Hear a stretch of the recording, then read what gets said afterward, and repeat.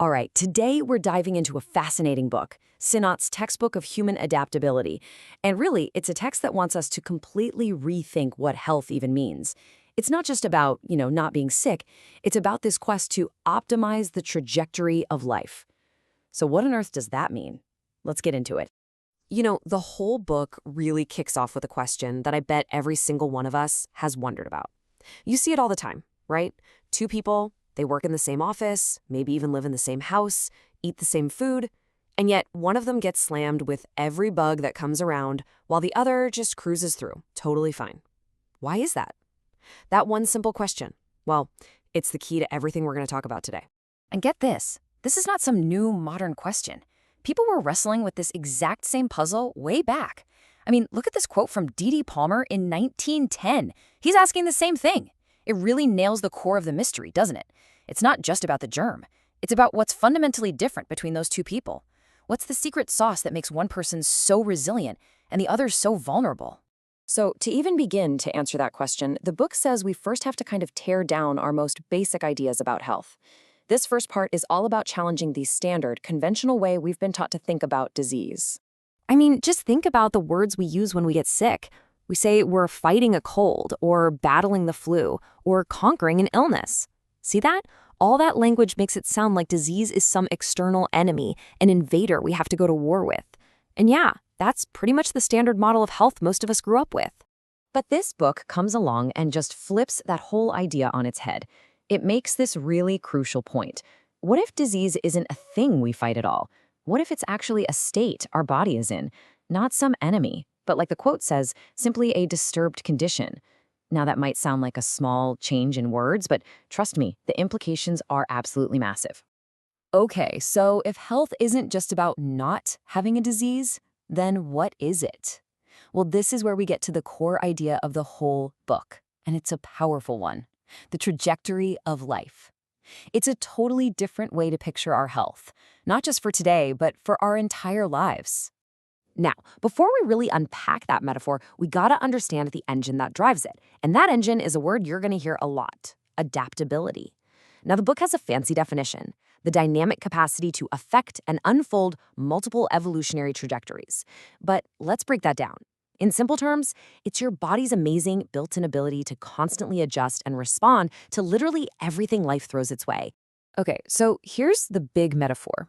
Instead of thinking about your health as a switch, you're either on for healthy or off for sick, the book asks you to imagine it like a missile's flight path, right? When it's launched, you can predict its general course, but you have no idea where it's actually going to land because of wind, gravity, all these other forces acting on it along the way. Let's really break that idea down. Step one, when we're born, we're all on a kind of predicted path, right? Based on our genes and all that. Step two, but then life happens. We run into all these unseen forces, which are just the stressors of daily life. Could be a physical injury, a stressful job, pollution, you name it. And this is the most important part, step three.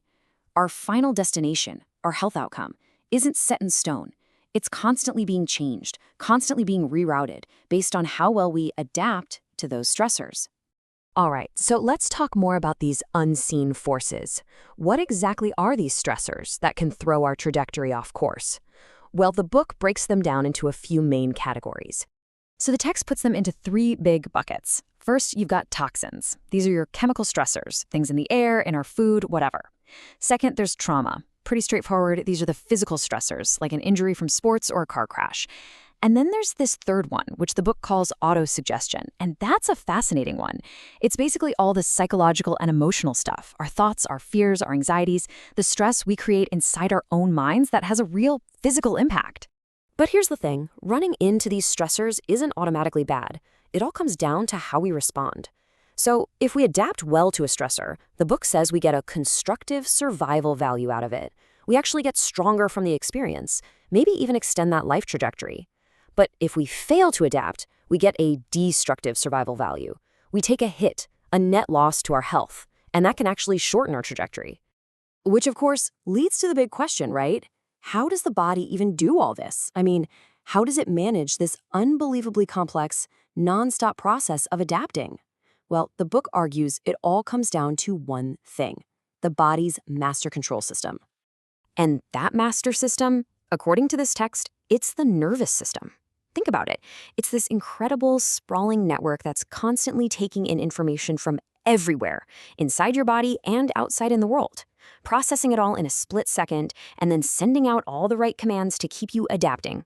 It's literally the communication superhighway for your entire body. So then, the book introduces a really specific idea about this superhighway. It makes the case that you can get interference along this critical pathway, specifically in the spine. And the term the book uses for this specific type of interference is vertebral subluxation. To make that a bit more concrete, the book breaks this concept down into 4 specific parts. Okay, so number 1, a vertebra loses its normal position relative to the ones above or below it. Number 2, this shift can then block or narrow the little openings in the spine. Those are called the foramina. Number 3, according to the text, this leads to what it calls neural compromise. And finally, number 4, this whole chain of events ends up affecting the flow of what the book calls the mental impulse, which it describes as that vital communication between the brain and the rest of the body. Okay, let's take a step back and tie all this together. We've talked about a whole new way to think about disease, this idea of a life trajectory, stressors, and the body's control system. So what's the big picture takeaway from all this? Really, it boils down to a massive shift in how we look at everything. And this is really the heart of it all. The whole philosophy in this book is about a paradigm shift.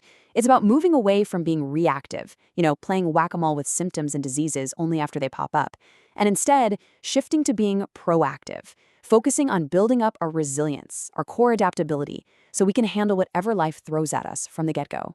So that really leaves us with one last big question to chew on. And it's a personal one. When you think about your own health, your own daily choices, what's your focus? Are you mostly focused on fighting off disease, or are you focused on building up your ability to adapt? Because according to this book, the answer to that question might just change the entire trajectory of your life.